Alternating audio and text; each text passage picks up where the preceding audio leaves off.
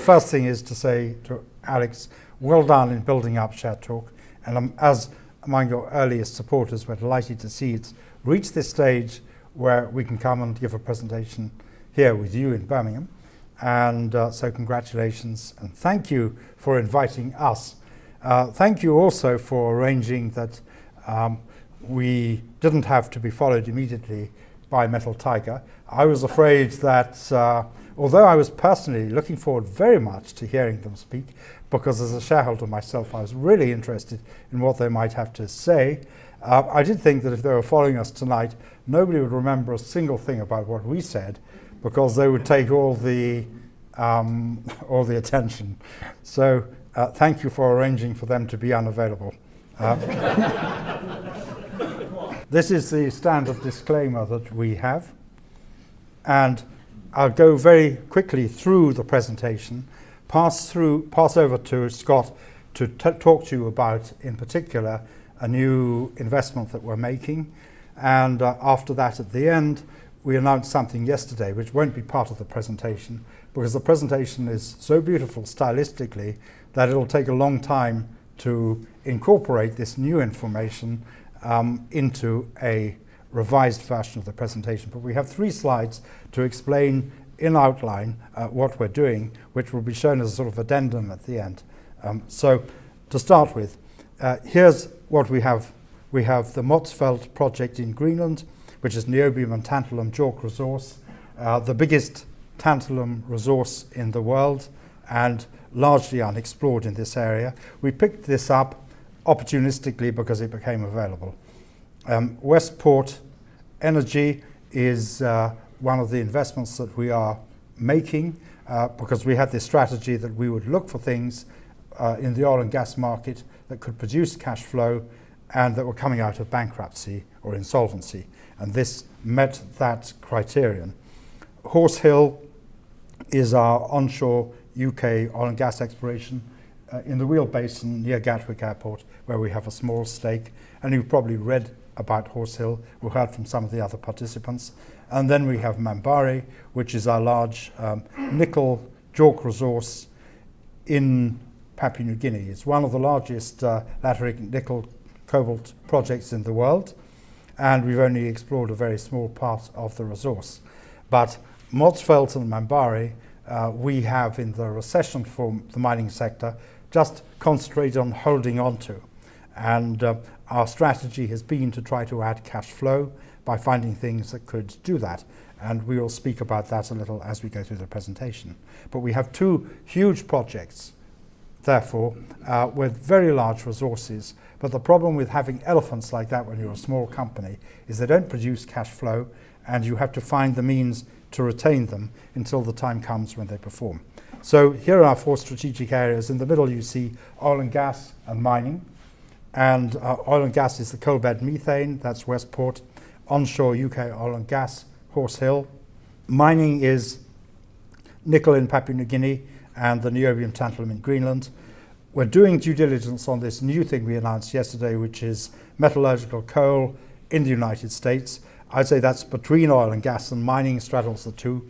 Then investments and transactions. We've always been transaction oriented. If we can act as a kind of mini merchant bank and do things like that, we do. We did that in Australia in the last year or 2, where we got some tenements, put them into a listed company, and then sold shares in that listed company, let the management go off and do its thing. And then investments, we have some investments in other listed companies. I suppose you could say that the Westport coal bed methane is an investment in a sense, because it's going to be listed.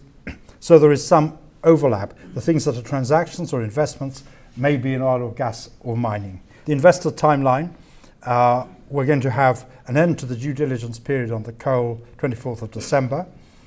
On probably the last day of the year or just before, we will have our annual general meeting, and then the Westport PLC IPO is expected in January. That's the coal bed methane, and Horse Hill long-term flow tests arrive in February. So those are 4 things we can point to that are certain on the investor timeline, we think. But in fact, with the Rosa metallurgical coal, there's probably going to be a series of announcements over time.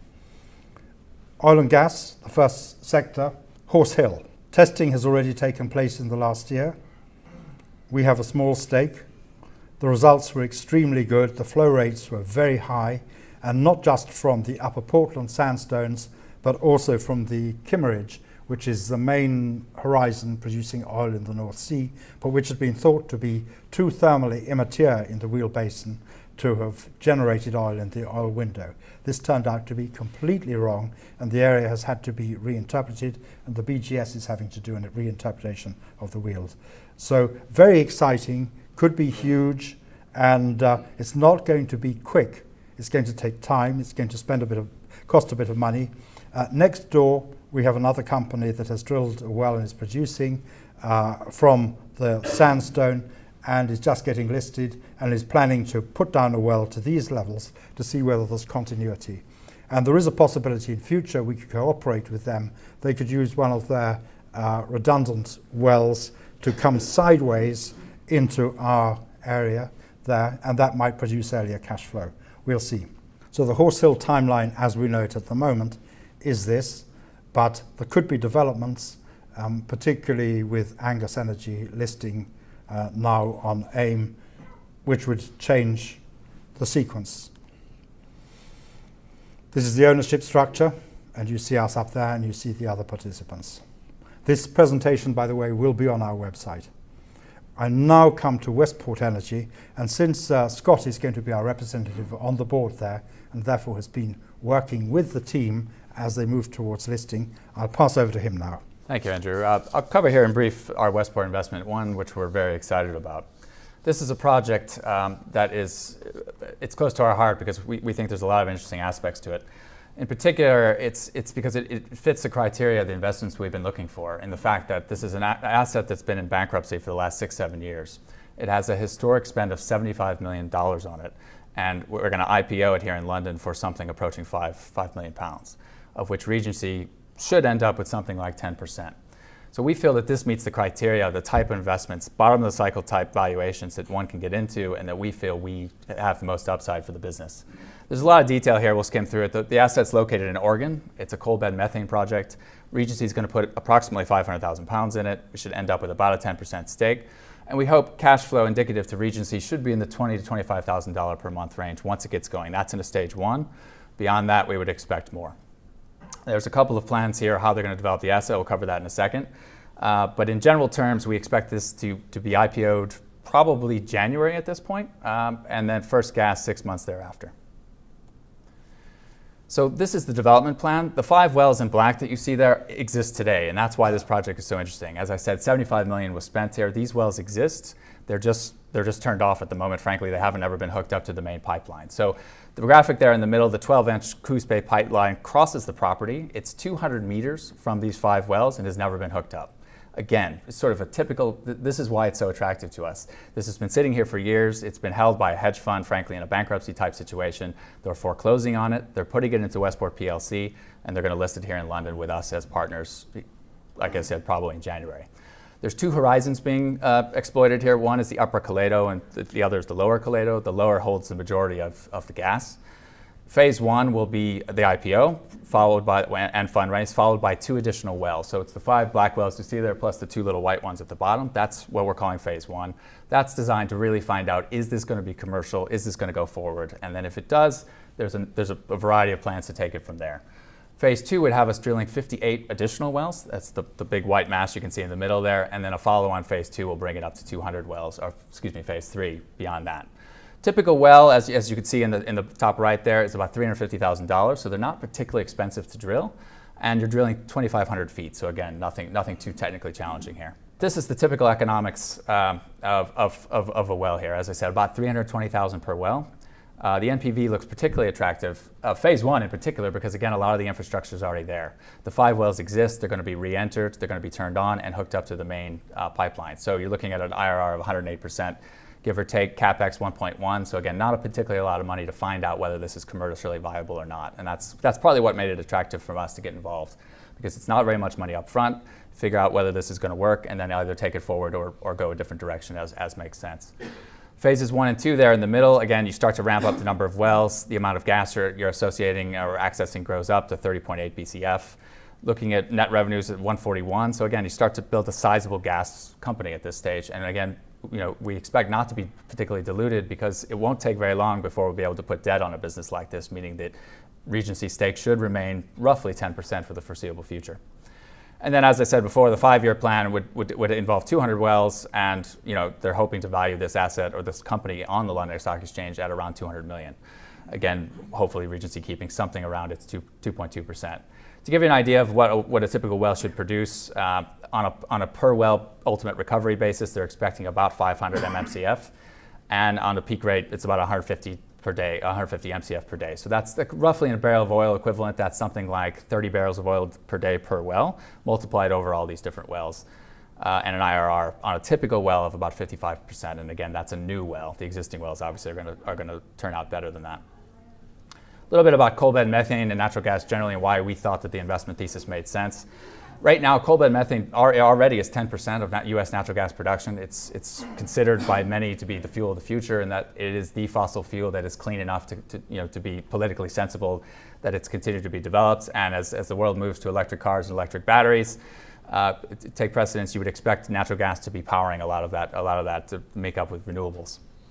Interesting, it's coal bed methane is both a reservoir rock and a source rock, in the sense that it isn't gas migrating from one place to the other. The gas is already there. It's just a matter of accessing it.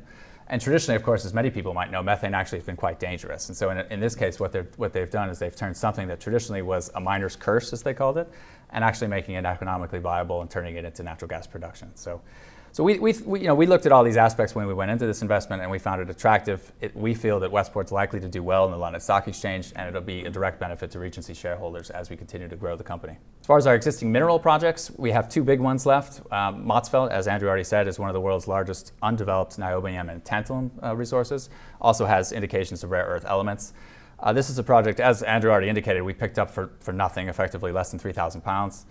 And we've been sitting on it for the last year or so, looking for ways to take it forward. The in situ value here is significant, and these minerals are particularly attractive in today's market with uses in batteries, electronics, something like your iPhone, for example. So we feel like this is a project that, if we can find the right access way to take it forward, really does have potential for us. It's a minimal spend to hold it in the meantime, so it's basically just all upside for Regency investors at this stage. And then this is Regency's classic project, I should say, which is a large nickel project in Papua New Guinea on the Mambari Plateau.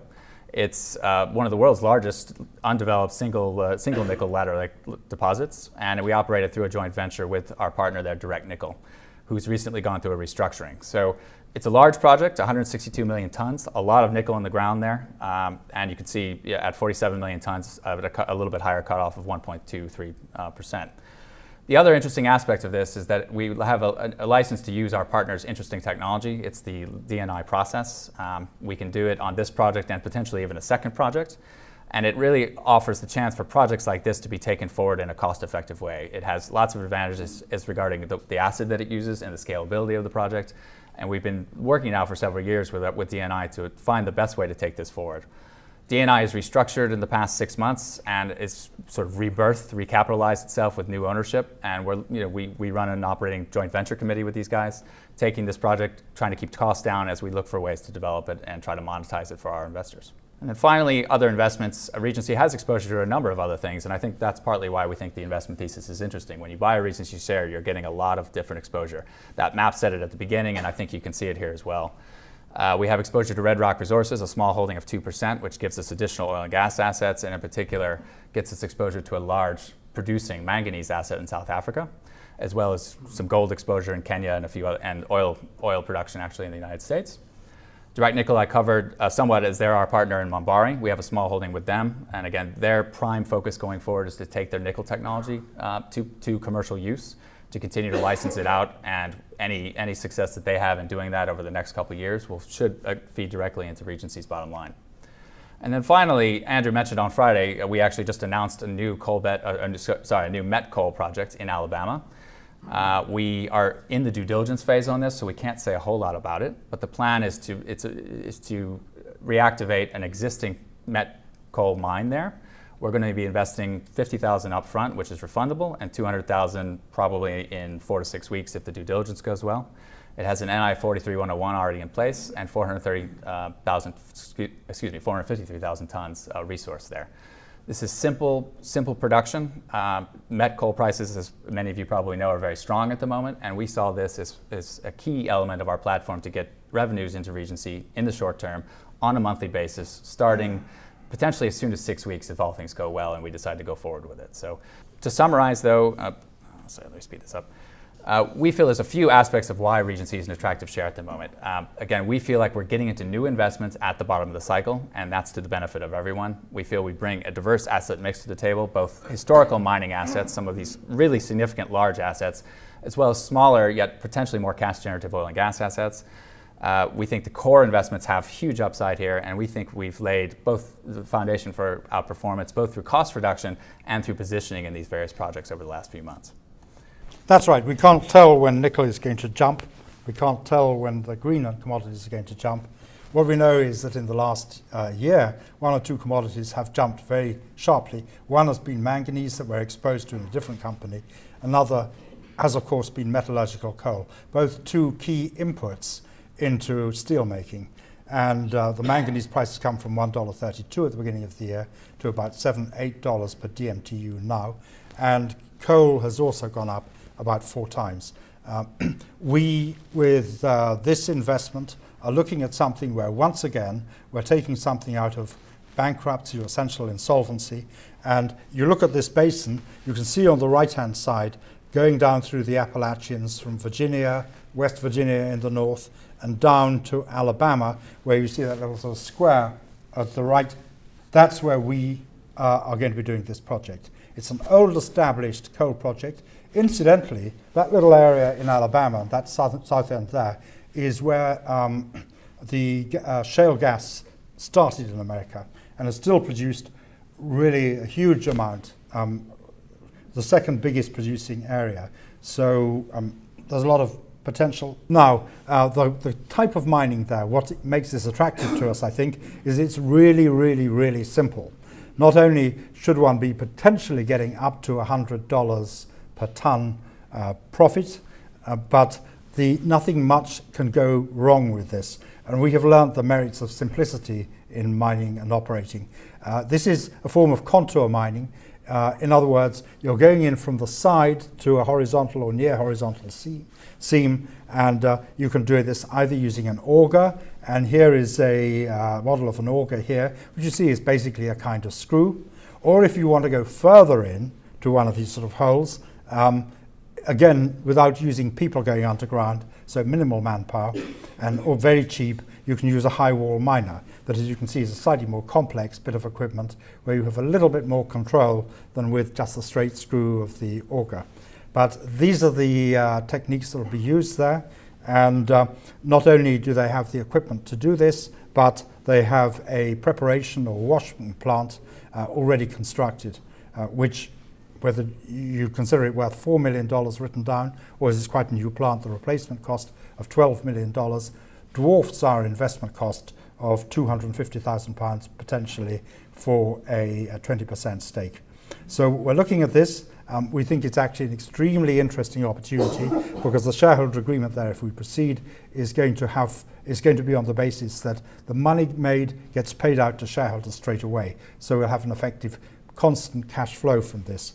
And that, we think, is tremendously important going forward, because we've learned that to do a small exploration company and to be dependent on exploration money is difficult, particularly when your projects are huge in potential, but you have to have patience to see when they're going to come through. You need to have things that have growth, but also profit as well. And so we've added in these things opportunistically at the bottom of the market, coming out of insolvency, assets that we think can create a new Regency for the future. Thank you very much for listening to us.